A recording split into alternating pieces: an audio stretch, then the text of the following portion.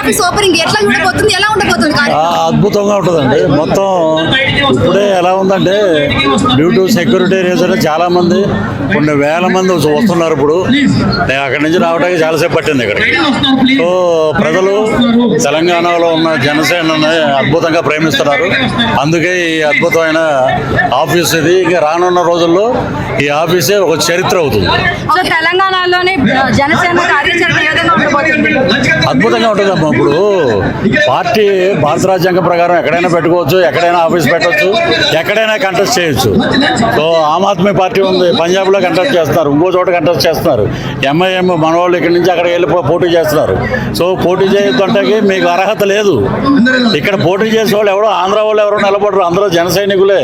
ఇక్కడ ఉన్న తెలంగాణలో మన దౌర్భాగ్యం ఏంటంటే భౌగోళికంగా రాష్ట్రాలు విడిపోయినాయి, కానీ అందరూ ఒకటే. రేవంత్ రెడ్డి గారి అల్లుడు భీమవరం మొన్నే కలిశాడు గుళ్ళో, ఆయన మావుళ్ళమ్మ గుళ్ళో. ఇక్కడి నుంచి సంబంధాలు అక్కడ ఉన్నాయి, అక్కడి నుంచి సంబంధాలు ఇక్కడ ఉన్నాయి. ఏదో నోటికొచ్చినట్టు ప్రేలాపనలు తప్పితే మేము బతికింది తెలంగాణలో. I'm proud to be say as a Andhra. నేను ఇక్కడికి వచ్చాక డెవలప్ అయ్యాను. నేను నన్ను తీసుకొచ్చింది ఒక తెలంగాణ ప్రభాకర్ రెడ్డి గారు.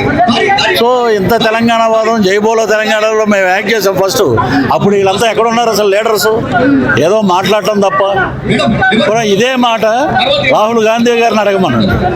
ఇక్కడికి వస్తుంటాడు కదా ఆయన, ఇక రావద్దు మీరు మా తెలంగాణలో మీరు అడుగు పెట్టవద్దు అని అడగమన్నట్టు దమ్ముధైర్యం ఉండదు.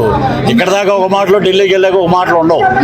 సో ఇది రానున్న రోజుల్లో ఒక చరిత్ర అవుతుంది తెలంగాణలో, చరిత్ర.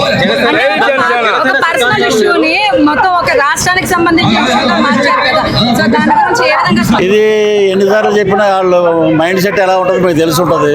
పర్సనల్ ఇష్యూ ఆయన ఏంటనేది అందరికీ తెలుసు. నిన్న కాకపోయిన ఎవరో మన బందరు పేరుని నాని ఎవడో తెలంగాణలో ఉంటే అక్కడికి వెళ్ళాడట. మానవత్వం లేని మనుషులమ్మ అవతల ఉండే మాట్లాడేవాళ్ళు. మానవత్వం విలువలు కడుపుకి అన్నం తిన్నవాడితో మనం మాట్లాడాలి. ఇవన్నీ నిలబడవు.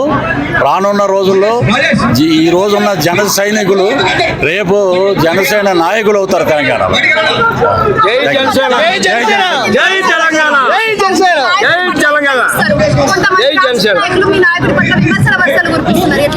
వాళ్ళందరూ మాట్లాడతారండి. వాటి గురించి మనం మాట్లాడవలసిన అవసరం లేదు, అవి పరిగణలో తీసుకోవాల్సిన అవసరం లేదు. మా పని మేము చేసుకుంటూ వెళ్తాం. జనసేన సిద్ధాంతాలు వేరు, తెలంగాణ వాదం చెప్పారు. తెలంగాణ వాదం లేని జనసేన పార్టీ తెలంగాణలో ఏ రకంగా ముందరకు? తెలంగాణ వాదం హిందూ తత్వం ఇంకోటి ఇవన్నీ కాదండి. తెలంగాణ వాదం అంటే ఏంటి? ఎమ్మెల్యే గెలిచారండి, ఎమ్మెల్యేగా అక్రమాలు చేస్తున్నారు, వాళ్ళని ప్రశ్నిస్తారా? అది తెలంగాణ వాదం కాదా? అది ప్రశ్నించారా మీరు? ఎవరైనా ఇక్కడ తెలంగాణ వాదులు ఎవరైనా కోట్లు దోచుకున్న ఎమ్మెల్యేల మంత్రులను ప్రశ్నిస్తున్నారా?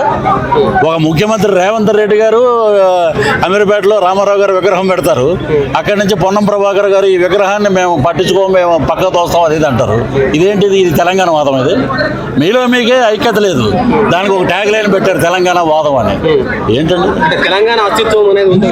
తెలంగాణని ఎవడో ఏమీ పాడు చేయడు. తెలంగాణలో బతికామని మేమే చెప్తున్నాం. మేము రోజు అన్నం తింటున్నాం రా బాబు తెలంగాణలో, అంత గౌరవిస్తాం. We love Telangana.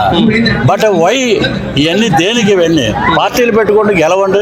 పరుగు పందెంలో ఎవడు బాగా పరిగెడితే పెర్ఫార్మెన్స్ చేస్తే ఆడే వస్తాడు. ఎక్కడైనా సరే ఇండియాలో పార్టీ ఎక్కడైనా పెట్టుకోవచ్చు.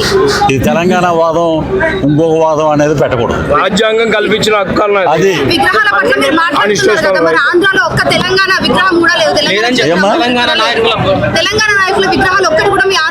అది తప్పకుండా అది కూడా ప్రపోజల్లో ఉందమ్మా.